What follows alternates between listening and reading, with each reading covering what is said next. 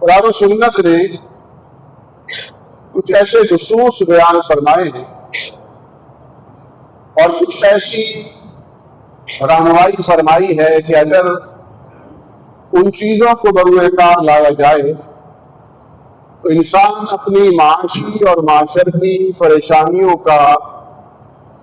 سکون اور اطمینان کے ساتھ حل تلاش کر سکتا ہے۔ بنیادی بات یہ ہے کہ اللہ رب العالمین چونکہ کائنات میں واحد رزاق ہے، وہی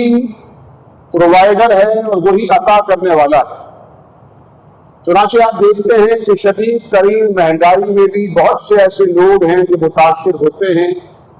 اور ایسے بھی لوگ ہیں جو متاثر نہیں ہوتے۔ قرآن کریم نے فرمایا کہ نحن قسمنا بینہم المعیشہ، ہم نے لوگوں کی معیشت کو ان کے مابین تقسیم کر رکھا ہے۔ یہاں اللہ رب العالمین نے ایک اہم قانون جو بیان فرمایا ہے وہ یہ کہ یہ دنیا دار الامتحان ہے، دار الجزا نہیں ہے۔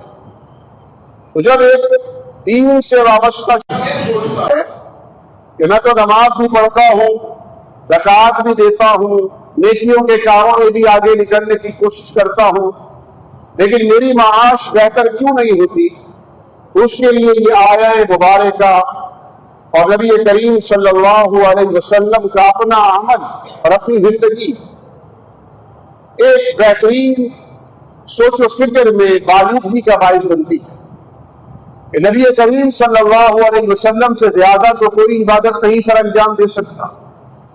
ان سے زیادہ تو اللہ رب العالمین کی عبادت کوئی ادا نہیں کر سکتا، لیکن آپ صلی اللہ علیہ وسلم کے حالات اور آپ صلی اللہ علیہ وسلم کی معاشی صورتحال اس اعتبار سے کیا تھی